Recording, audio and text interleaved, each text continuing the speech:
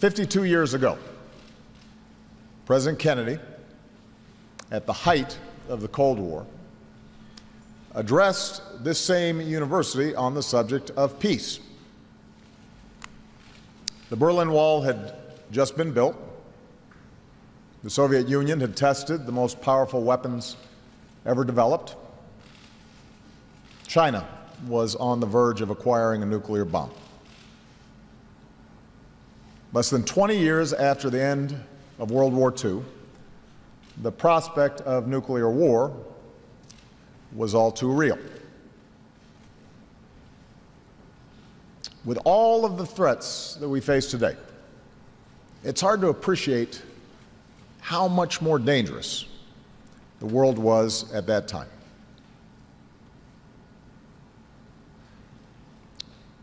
In light of these mounting threats, a number of strategists here in the United States argued that we had to take military action against the Soviets to hasten what they saw as inevitable confrontation. But the young president offered a different vision. Strength, in his view, included powerful armed forces and a willingness to stand up for our values around the world. But he rejected the prevailing attitude among some foreign policy circles that equated security with a perpetual war footing. Instead, he promised strong, principled American leadership on behalf of what he called a practical and attainable peace. A peace based not on a sudden revolution in human nature, but on a gradual evolution in human institutions, on a series of concrete actions and effective agreements.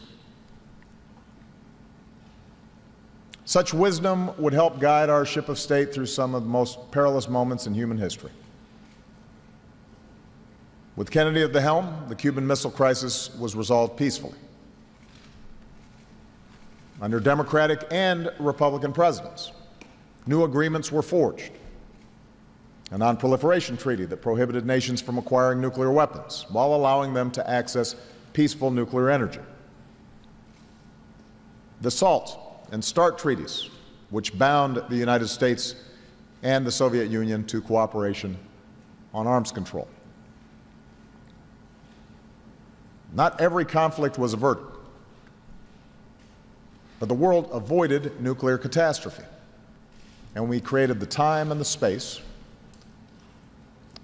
to win the Cold War without firing a shot at the Soviets.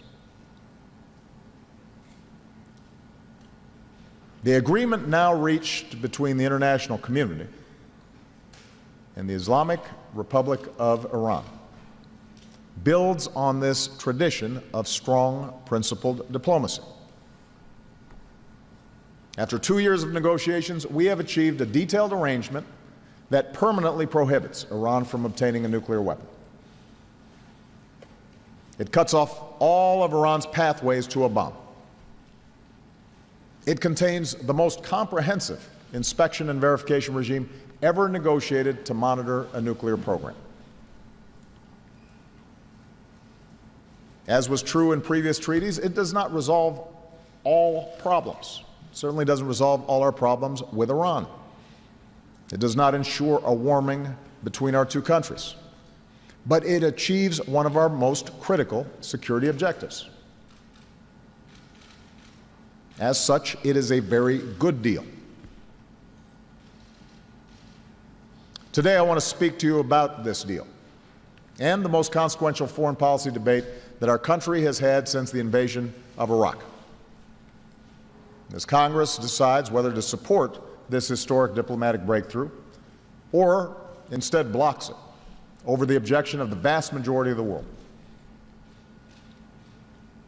Between now and the congressional vote in September, you are going to hear a lot of arguments against this deal, backed by tens of millions of dollars in advertising. And if the rhetoric in these ads and the accompanying commentary sounds familiar, it should. For many of the same people who argued for the war in Iraq are now making the case against the Iran nuclear deal. Now, when I ran for president 8 years ago as a candidate who had opposed the decision to go to war in Iraq, I said that America didn't just have to end that war. We had to end the mindset that got us there in the first place. It was a mindset characterized by a preference for military action over diplomacy. A mindset that put a premium on unilateral U.S. action over the painstaking work of building international consensus. A mindset that exaggerated threats beyond what the intelligence supported. Leaders did not level with the American people about the costs of war, insisting that we could easily impose our will on a part of the world with a profoundly different culture and history. And of course, those calling for war labeled themselves strong and decisive, while dismissing those who disagreed as weak, even appeasers of a malevolent adversary.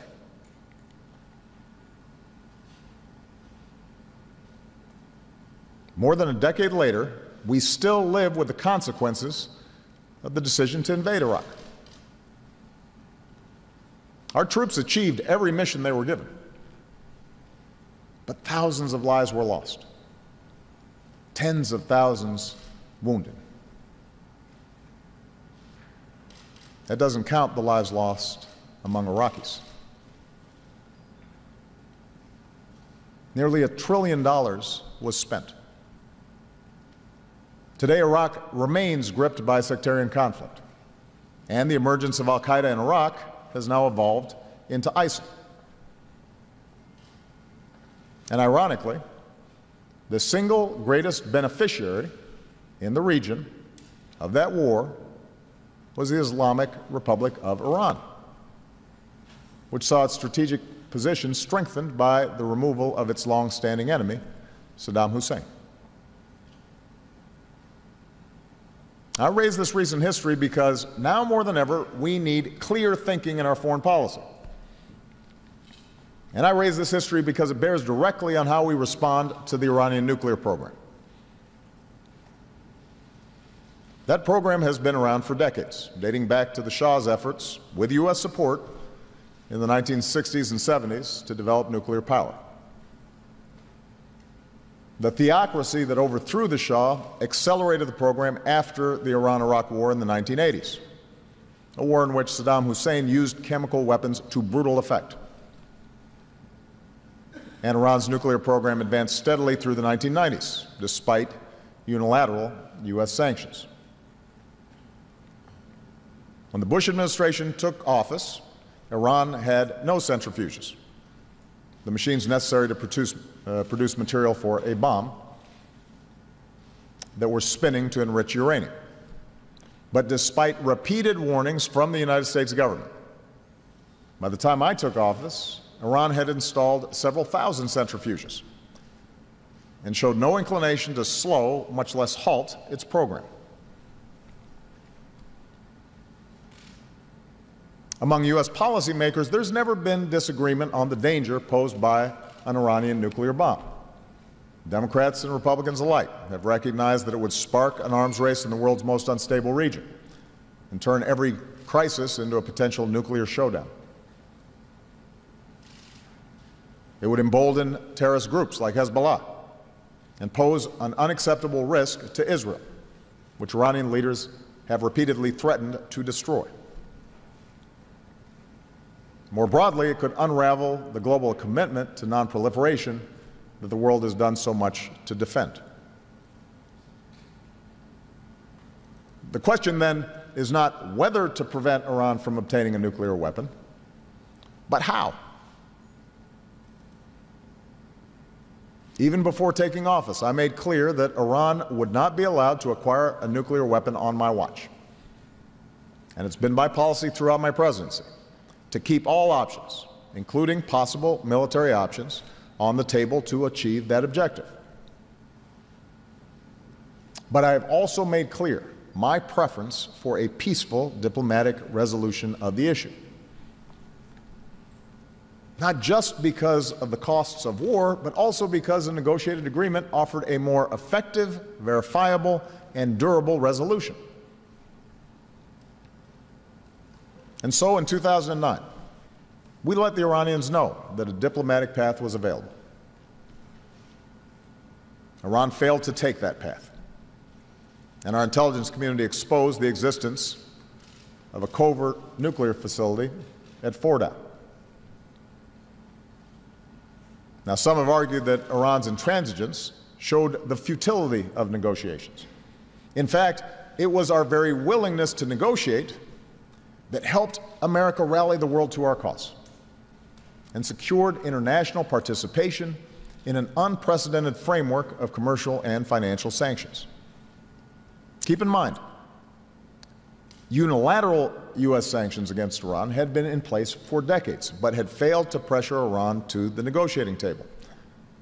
What made our new approach more effective was our ability to draw upon new UN Security Council resolutions, combining strong enforcement with voluntary agreements from nations like China and India, Japan and South Korea to reduce their purchases of Iranian oil, as well as the imposition by our European allies of a total oil embargo.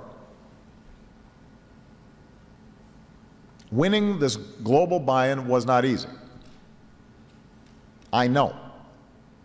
I was there. In some cases, our partners lost billions of dollars in trade because of their decision to cooperate.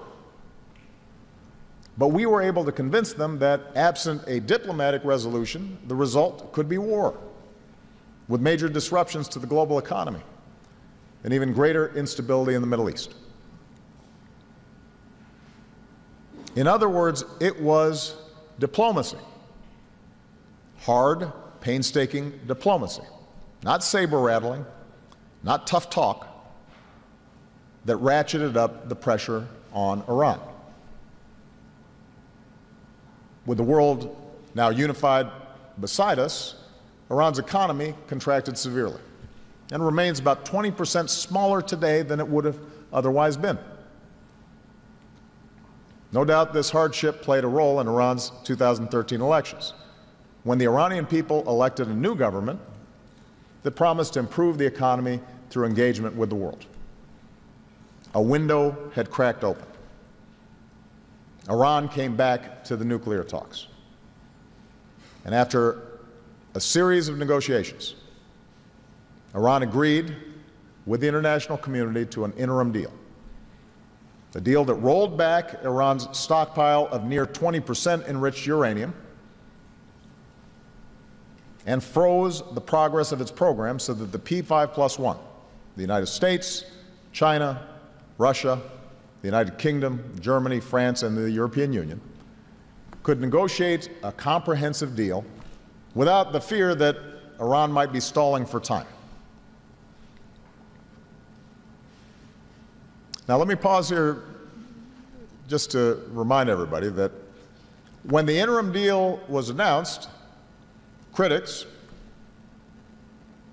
the same critics we're hearing from now, called it a historic mistake. They insisted Iran would ignore its obligations. They warned that sanctions would unravel. They warned that Iran would receive a windfall to support terrorism.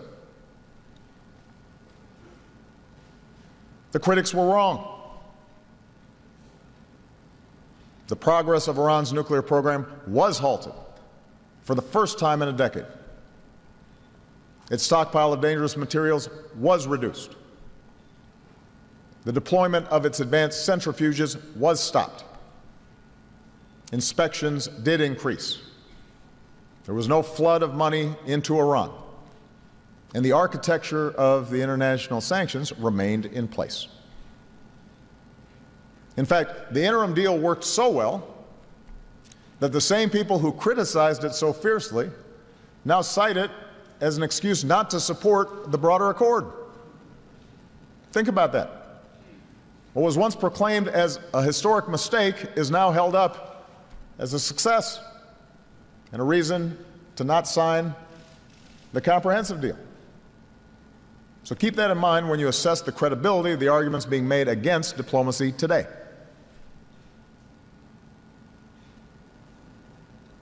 Despite the criticism, we moved ahead to negotiate a more lasting comprehensive deal. Our diplomats, led by Secretary of State John Kerry, kept our coalition united. Our nuclear experts, including one of the best in the world, Secretary of Energy Ernie Moniz, worked tirelessly on the technical details. In July, we reached a comprehensive plan of action that meets our objectives. Under its terms, Iran is never allowed to build a nuclear weapon. And while Iran, like any party to the Nuclear Non-Proliferation Treaty, is allowed to access peaceful nuclear energy, the agreement strictly defines the manner in which its nuclear program can proceed, ensuring that all pathways to a bomb are cut off. Here's how. Under this deal, Iran cannot acquire the plutonium needed for a bomb. The core of its heavy water reactor at Arak will be pulled out, filled with concrete, and replaced with one that will not produce plutonium for a weapon. The spent fuel from that reactor will be shipped out of the country, and Iran will not build any new heavy water reactors for at least 15 years. Iran will also not be able to acquire the enriched uranium that could be used for a bomb. As soon as this deal is implemented, Iran will remove 2/3 of its centrifuges. For the next decade, Iran will not enrich uranium with its more advanced centrifuges. Iran will not enrich uranium at the previously undisclosed Fordow facility, which is buried deep underground, for at least 15 years. Iran will get rid of 98% of its stockpile of enriched uranium, which is currently enough for up to 10 nuclear bombs, for the next 15 years.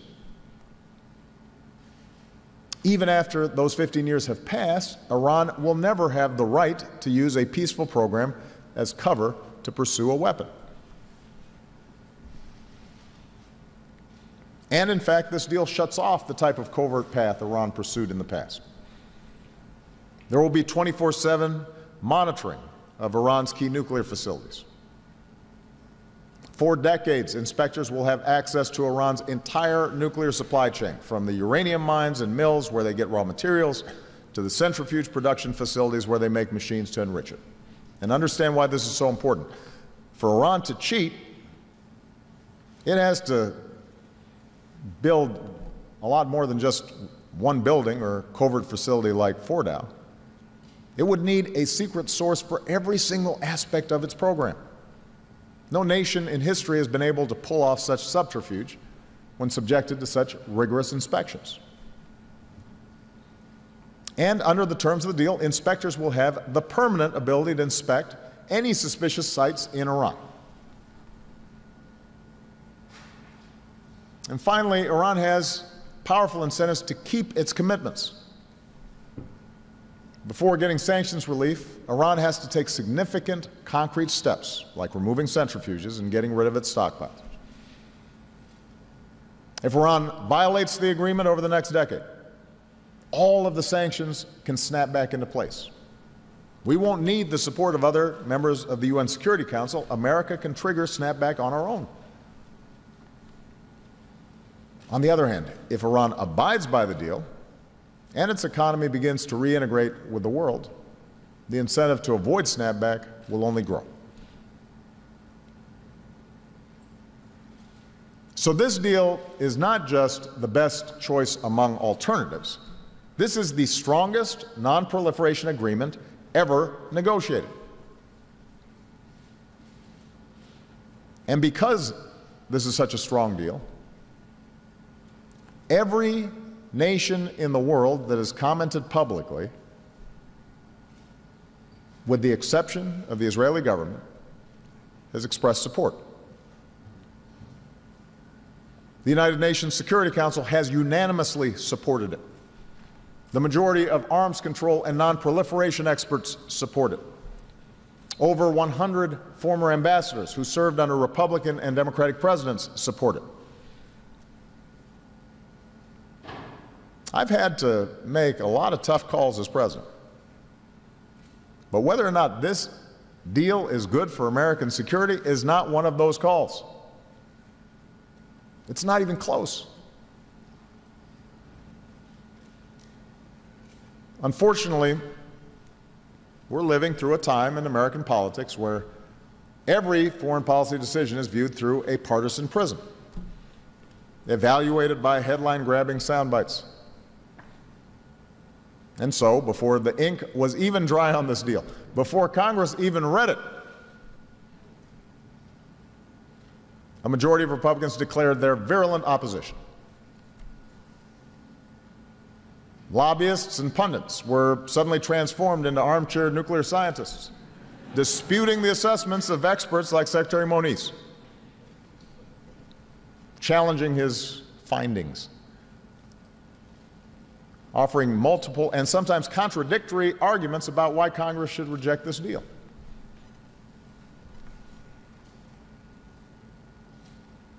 But if you repeat these arguments long enough, they can get some traction. So let me address just a few of the arguments that have been made so far in opposition to this deal. First, there are those who say the inspections are not strong enough because inspectors can't go anywhere in Iran at any time with no notice. Well, here's the truth. Inspectors will be allowed daily access to Iran's key nuclear sites. If there is a reason for inspecting a suspicious, undeclared site anywhere in Iran, inspectors will get that access even if Iran objects. This access can be with as little as 24 hours notice. And while the process for resolving a dispute about access can take up to 24 days, once we've identified a site that raises suspicion, we will be watching it continuously until inspectors get in.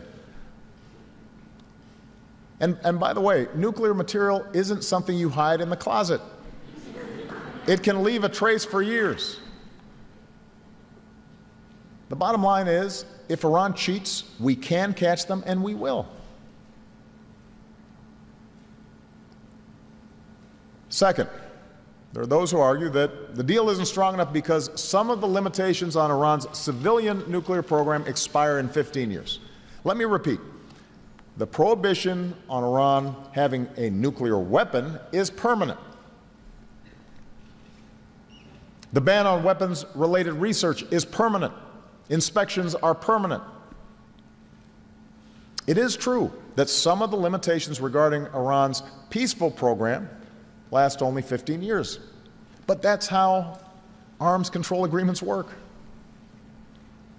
The first SALT treaty with the Soviet Union lasted 5 years.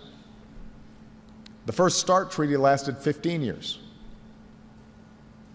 And in our current situation, if 15 or 20 years from now Iran tries to build a bomb, this deal ensures that the United States will have better tools to detect it, a stronger basis under international law to respond,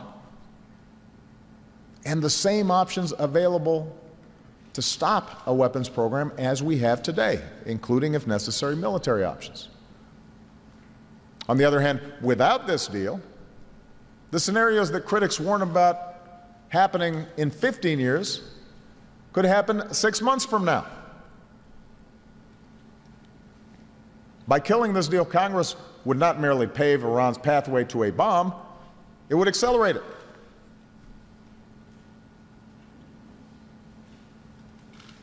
Third, a number of critics say the deal isn't worth it because Iran will get billions of dollars in sanctions relief. Now, let's be clear. The international sanctions were put in place precisely to get Iran to agree to constraints on its program. That's the point of sanctions. Any negotiated agreement with Iran would involve sanctions relief. So an argument against sanctions relief is effectively an argument against any diplomatic resolution of this issue. It is true that if Iran lives up to its commitments, it will gain access to roughly $56 billion of its own money, revenue frozen overseas by other countries. But the notion that this will be a game changer, with all this money funneled into Iran's pernicious activities, misses the reality of Iran's current situation. Partly because of our sanctions, the Iranian government has over $500 billion in urgent requirements, from funding pensions and salaries to paying for crumbling infrastructure. Iran's leaders have raised the expectations of their people that sanctions relief will improve their lives. Even a repressive regime like Iran's cannot completely ignore those expectations. And that's why our best analysts expect the bulk of this revenue to go into spending that improves the economy and benefits the lives of the Iranian people. Now, this is not to say that sanctions relief will provide no benefit to Iran's military. Let's stipulate that some of that money will flow to activities that we object to. We have no illusions about the Iranian government or the significance of the Revolutionary Guard and the Quds Force. Iran supports terrorist organizations like Hezbollah. It supports proxy groups that threaten our interests and the interests of our allies, including proxy groups who killed our troops in Iraq.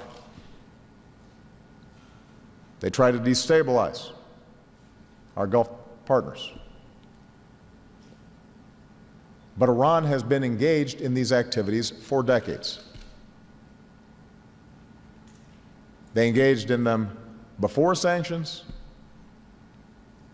and while sanctions were in place. In fact, Iran even engaged in these activities in the middle of the Iran-Iraq War, a war that cost them nearly 1 million lives and hundreds of billions of dollars. The truth is that Iran has always found a way to fund these efforts. And whatever benefit Iran may claim from sanctions relief pales in comparison to the danger it could pose with a nuclear weapon.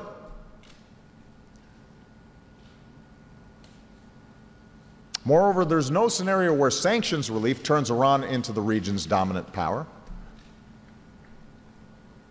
Iran's defense budget is 8 times smaller than the combined budget of our Gulf allies.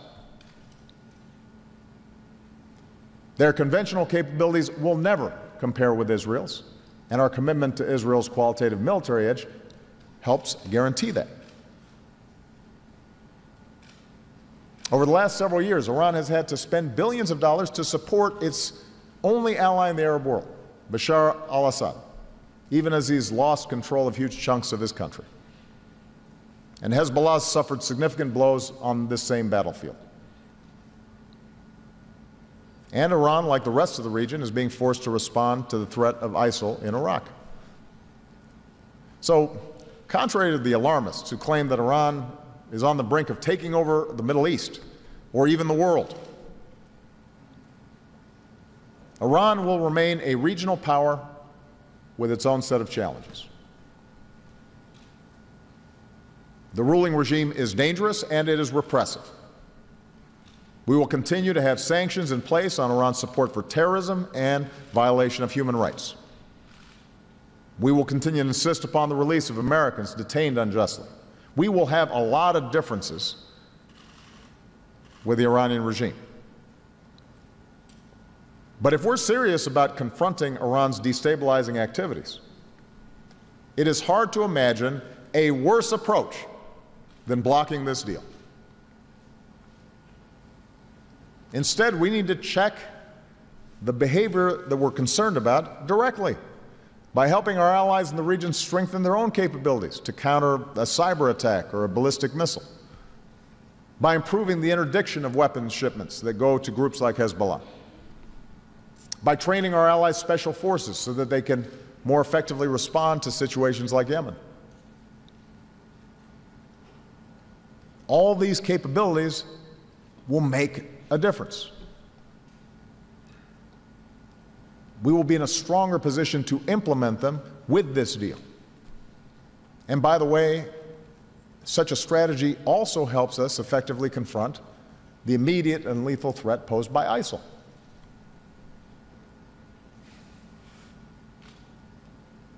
Now, the final criticism this is sort of a catch-all that you may hear, is the notion that there's a better deal to be had. We should get a better deal. That's repeated over and over again.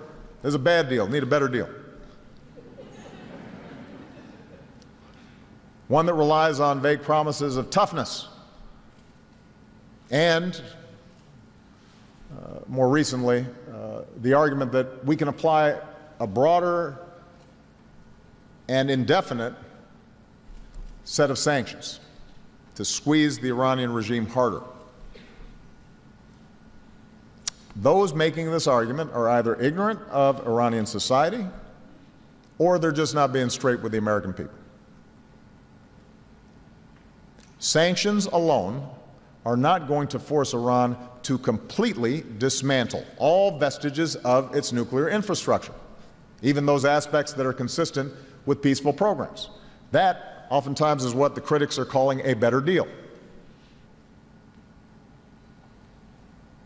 Neither the Iranian government or the Iranian opposition or the Iranian people would agree to what they would view as a total surrender of their sovereignty.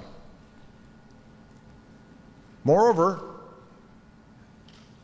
our closest allies in Europe or in Asia, much less China or Russia, certainly are not going to agree to enforce existing sanctions for another 5, 10, 15 years according to the dictates of the U.S. Congress. Because their willingness to support sanctions in the first place was based on Iran ending its pursuit of nuclear weapons. It was not based on the belief that Iran cannot have peaceful nuclear power. And it certainly wasn't based on a desire for regime change in Iran.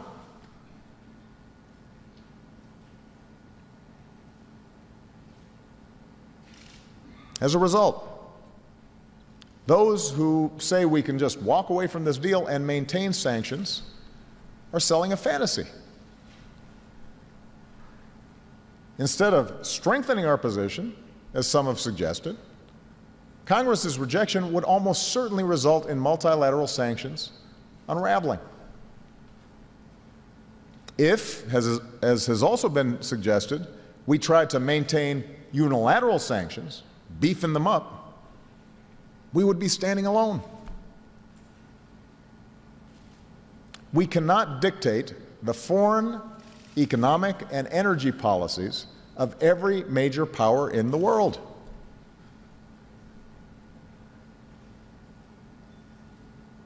In order to even try to do that, we would have to sanction, for example, some of the world's largest banks.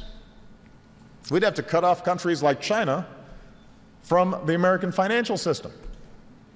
And since they happen to be major purchasers of our debt, such actions could trigger severe disruptions in our own economy and, by the way, raise questions internationally about the dollar's role as the world's reserve currency. That's part of the reason why many of the previous unilateral sanctions were waived. What's more likely to happen, should Congress reject this deal, is that Iran would end up with some form of sanctions relief without having to accept any of the constraints or inspections required by this deal. So in that sense, the critics are right. Walk away from this agreement and you will get a better deal for Iran.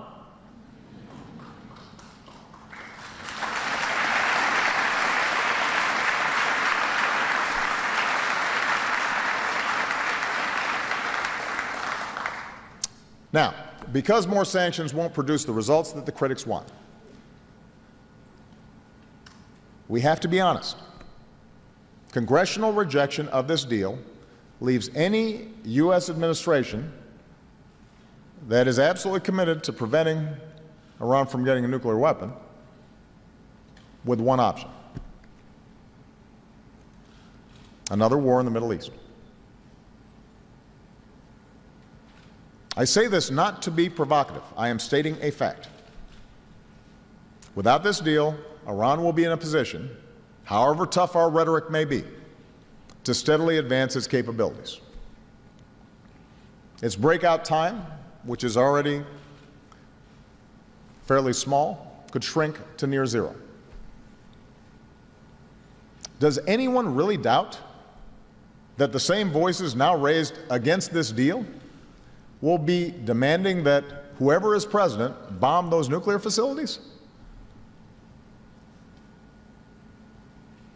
And as someone who does firmly believe that Iran must not get a nuclear weapon, and who has wrestled with this issue since the beginning of my presidency, I can tell you that alternatives to military action will have been exhausted once we reject a hard-won diplomatic solution that the world almost unanimously supports. So let's not mince words. The choice we face is ultimately between diplomacy or some form of war. Maybe not tomorrow, maybe not 3 months from now, but soon. And here's the irony. As I said before, military action would be far less effective than this deal in preventing Iran from obtaining a nuclear weapon. That's not just my supposition. Every estimate, including those from Israeli analysts, suggest military action would only set back Iran's program by a few years at best, which is a fraction of the limitations imposed by this deal. It would likely guarantee that inspectors are kicked out of Iran. It is probable that it would drive Iran's program deeper underground. It would certainly destroy the international unity that we've spent so many years building. Now, there are some opponents, I have to give them credit, there are opponents of this deal who accept the choice of war. In fact, they argue that surgical strikes against Iran's facilities will be quick and painless. But if we've learned anything from the last decade, it's that wars in general and wars in the Middle East in particular are anything but simple.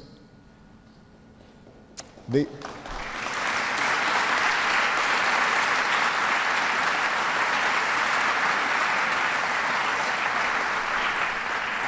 only certainty in war is human suffering, uncertain costs, unintended consequences. We can also be sure that the Americans who bear the heaviest burden are the less than 1% of us, the outstanding men and women who serve in uniform, and not those of us who send them to war.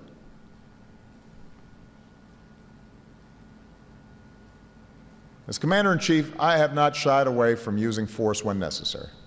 I have ordered tens of thousands of young Americans into combat. I've sat by their bedside sometimes when they come home. I've ordered military action in 7 countries.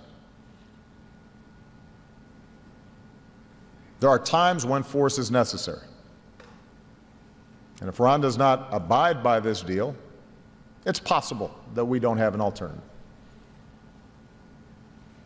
But how can we, in good conscience, justify war before we've tested a diplomatic agreement that achieves our objectives, that has been agreed to by Iran, that is supported by the rest of the world, and that preserves our options if the deal falls short? How could we justify that to our troops? How could we justify that to the world or to future generations?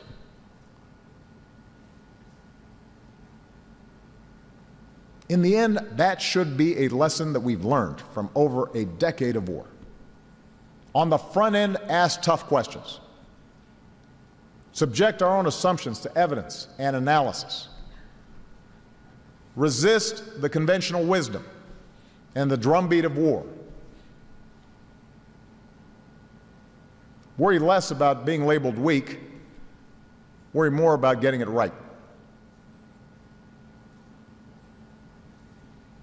I recognize that resorting to force may be tempting in the face of the rhetoric and behavior that emanates from parts of Iran. It is offensive. It is incendiary. We do take it seriously. But superpowers should not act impulsively in response to taunts or even provocations that can be addressed short of war. Just because Iranian hardliners chant "death to America" does not mean that that's what all Iranians believe. In fact, it's those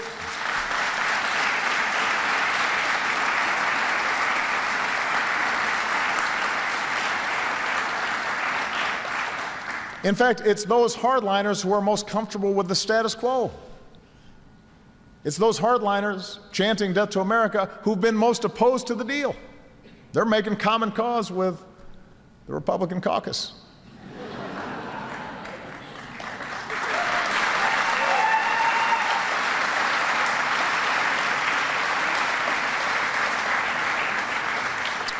The majority of the Iranian people have powerful incentives to urge their government to move in a different, less provocative direction. Incentives that are strengthened by this deal. We should offer them that chance. We should give them that opportunity. It's not guaranteed to succeed. But if they take it, that would be good for Iran. It would be good for the United States. It would be good for a region that has known too much conflict.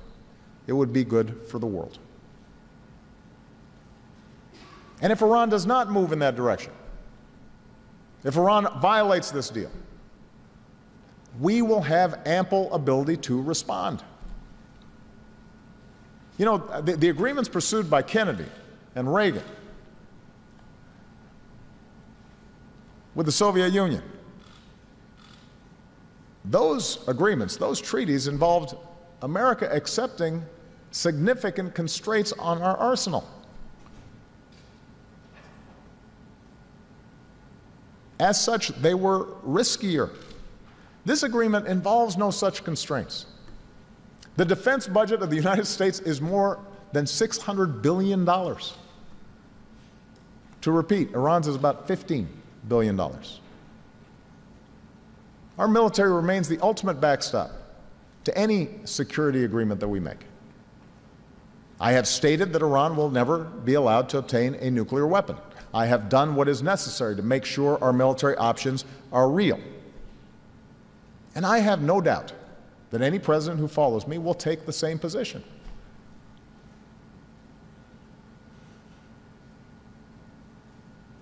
So let me sum up here.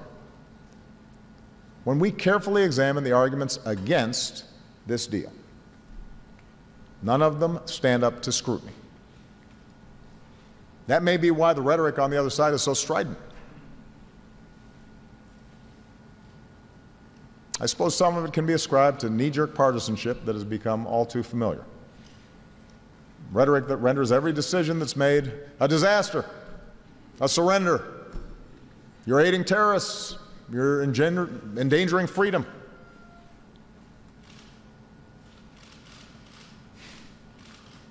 On the other hand, I do think it's important to acknowledge another more understandable motivation behind the opposition to this deal, or at least skepticism to this deal.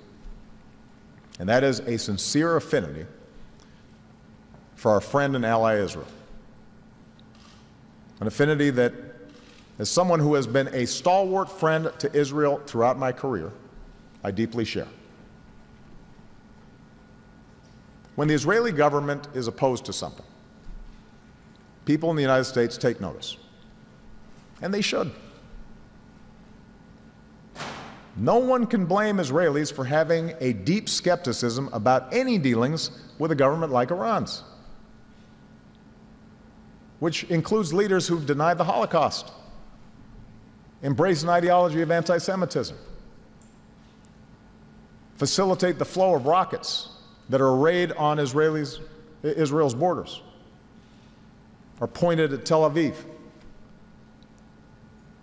In such a dangerous neighborhood, Israel has to be vigilant, and it rightly insists that it cannot depend on any other country, even its great friend the United States, for its own security. So we have to take seriously concerns in Israel. But the fact is partly due to American military and intelligence assistance, which my administration has provided at unprecedented levels. Israel can defend itself against any conventional danger, whether from Iran directly or from its proxies. On the other hand, a nuclear-armed Iran changes that equation. And that's why this deal ultimately must be judged by what it achieves on the central goal of preventing Iran from obtaining a nuclear weapon. This deal does exactly that. I say this as someone who has done more than any other president to strengthen Israel's security. And I have made clear to the Israeli government that we are prepared to discuss how we can deepen that cooperation even further. Already we've held talks with Israel on concluding another 10-year plan for U.S. security assistance to Israel. We can enhance support for areas like missile defense, information sharing, interdiction, all to help meet Israel's pressing security needs and to provide a hedge against any additional activities that Iran may engage in as a consequence of sanctions relief. But I have also listened to the Israeli security establishment, which warned of the danger posed by a nuclear-armed Iran for decades. In fact, they helped develop many of the ideas that ultimately led to this deal. So to friends of Israel and to the Israeli people, I say this: a nuclear-armed Iran is far more dangerous to Israel, to America, and to the world than an Iran that benefits from sanctions relief. I recognize that Prime Minister Netanyahu disagrees strongly. I do not doubt his sincerity. But I believe he is wrong. I believe the facts support this deal. I believe they are in America's interest and Israel's interest. And as President of the United States, it would be an obligation of my constitutional duty to act against my best judgment, simply because it causes temporary friction with a dear friend and ally. I do not believe that would be the right thing to do for the United States. I do not believe it would be the right thing to do for Israel.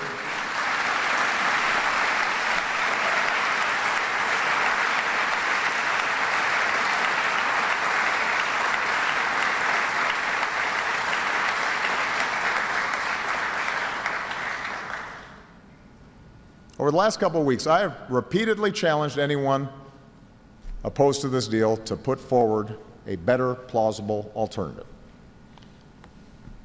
I have yet to hear one. What I've heard instead are the same types of arguments that we heard in the run-up to the Iraq War. Iran cannot be dealt with diplomatically. We can take military strikes without significant consequences. We shouldn't worry about what the rest of the world thinks, because once we act, everyone will fall in line. Tougher talk, more military threats will force Iran into submission. We can get a better deal. I know it's easy to play on people's fears, to magnify threats, to compare any attempt at diplomacy to Munich.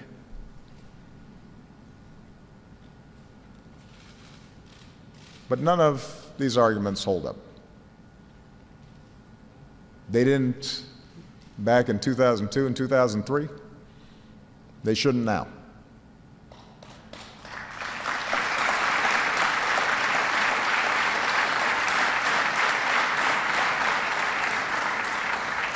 The same mindset, in many cases offered by the same people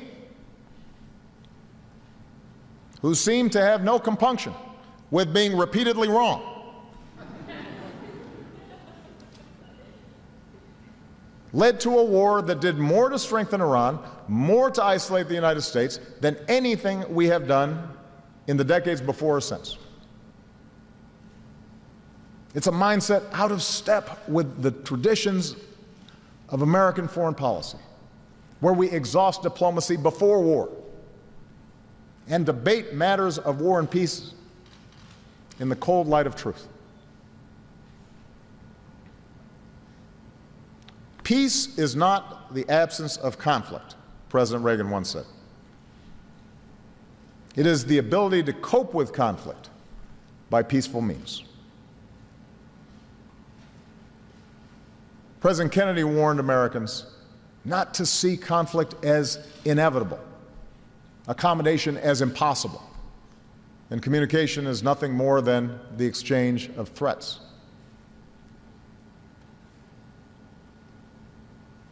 It is time to apply such wisdom.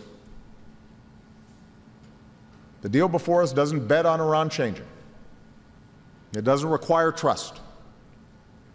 It verifies and requires Iran to forsake a nuclear weapon. Just as we struck agreements with the Soviet Union at a time when they were threatening our allies, arming proxies against us, proclaiming their commitment to destroy our way of life, and had nuclear weapons pointed at all of our major cities, a genuine existential threat.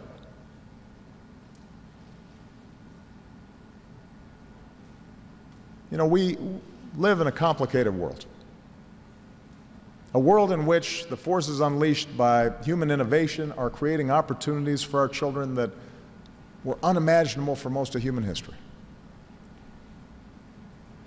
It is also a world of persistent threats, a world in which mass violence and cruelty is all too common, and human innovation risks the destruction of all that we hold dear. In this world, the United States of America remains the most powerful nation on earth, and I believe that we will remain such for decades to come. But we are one nation among many. And what separates us from the empires of old, what has made us exceptional, is not the mere fact of our military might. Since World War II, the deadliest war in human history, we have used our power to try to bind nations together in a system of international law.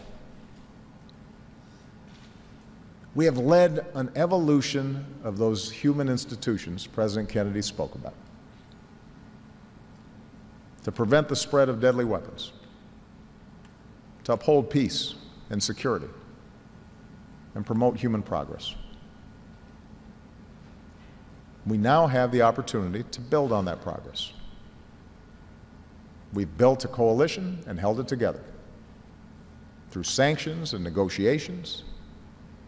And now we have before us a solution that prevents Iran from obtaining a nuclear weapon without resorting to war. As Americans, we should be proud of this achievement.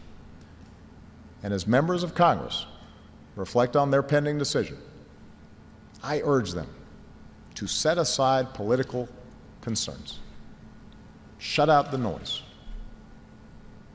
consider the stakes involved with the vote that you will cast.